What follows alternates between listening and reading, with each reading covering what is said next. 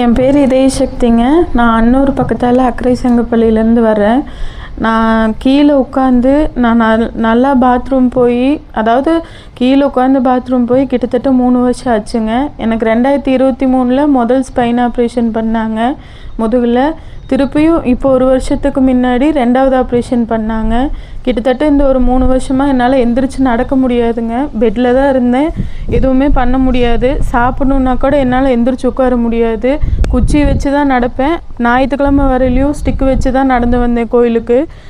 படிக்கூட மேலேறி வரல இல்லையா? நான் படிக்கோட மேலேறி வரலைங்க, கீழே தான் உட்காந்துக்கிட்டு இருந்தேன். மேலே சாமி எல்லாத்தையும் கூப்பிட்டாரு, ஆனால் என்னால் எந்திரிச்சு வர முடியாதுன்னு உட்காந்துட்டேங்க.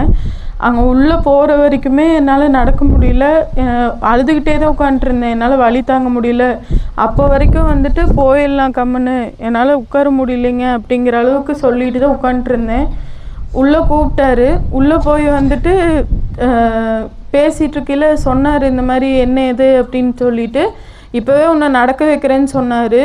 நான் வந்துட்டு 3 வருஷமாக நம்ம நடக்கலை, இப்போ எப்படி உடனே நம்மளால் நடக்க முடியுங்கிற ஒரு எண்ணம் என் மனசுக்குள்ளே இருந்துச்சு தான். இருந்தாலும் வந்துட்டு இத்தனை வழியில் இருந்ததுனால அந்த ஆற்றை தான் என்னை காப்பாற்றணும் அப்படின்னு சொல்லிட்டு நம்பிக்கையோடு தான் போய் உள்ளே நின்னேன். கரெக்டாக ஒரு 1/2 மணி நேரம் தான் இருக்கும். சாமி வந்துட்டு நீ நம்பிக்கையோடு இரு, நான் உன்னை நடக்க வைக்கிறேன் அப்படின்னு சொன்னார்.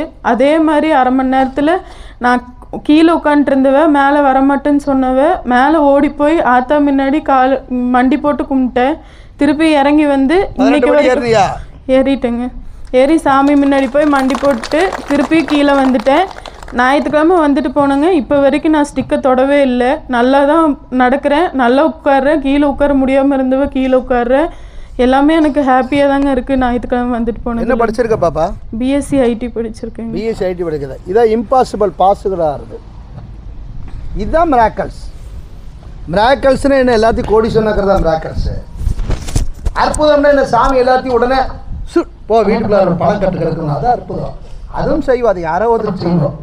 அதையும் செஞ்சுருக்கோம், அதையும் நிறையா பேர் விட்டு செஞ்சுருக்கேன், செய்யாமல் கிடையாது.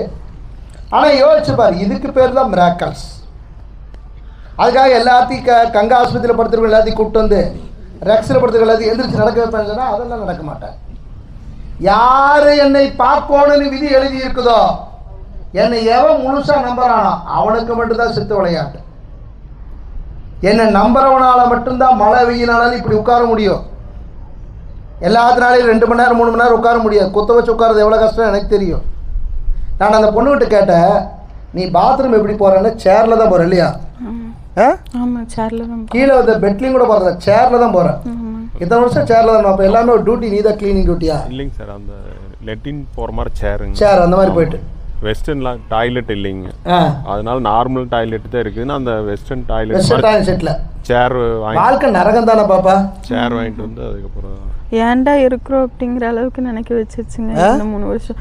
ஏன்டா இருக்கோம் இந்த மாதிரி வந்து உட்காரணுமா? ஏன்னா எனக்கு இப்போ 27 வயசு தாங்க இருக்குது.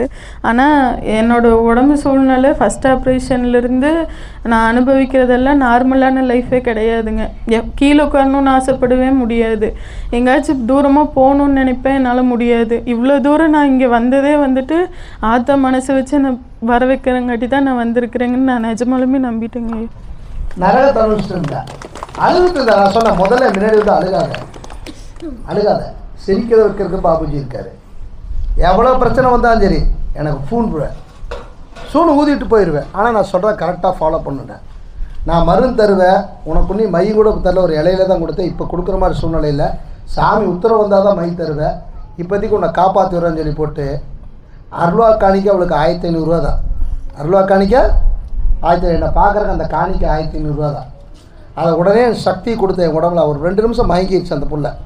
2-3 நிமிஷம் சுயநலம் வரல. என் உடம்புல இருக்கிற சக்தியை நான் உனக்கு டொனேட் பண்ணுறேன், நான் கடவுள்கிட்ட வாங்கின சக்தி ஒன்று இந்த விஷயத்தில் நான் நடக்க வைக்கிறேன்னு சொன்னேன். அப்போவே நடந்து வந்தா, அப்போவே படிக்கட்டு ஏற சொன்னேன், படிக்கட்டு ஏறினா, அப்போவே எல்லாமே நடந்துச்சு. நீ கீழே உட்காந்துட்டான். எனக்கு கீழே உட்காந்துனால அடையாளம் தெரியல. நான் இன்றைக்கி வரும்போது அந்த சிக்கோட வாமான்னு தான் சொன்னேன், இந்த கோயில் வந்து தலை சுற்றி வீசிடல அப்படின்னு. நான் நிறைய பேர்த்து கண்ணாடி வாங்கியெல்லாம் உடச்சிருக்கேன். முதல்லலாம் கண்ணாடி வாங்கி கண்ணு முன்னாடி உடச்சி போட்டு கண்ணு தெரிய வச்சுருக்கேன். அதெல்லாம் நிறைய சித்து விளையாட்டு நிறைய பண்ணியிருக்கோம். சர்ச்சித்து ஆனது இதெல்லாம் ஏதோ இன்றைக்கி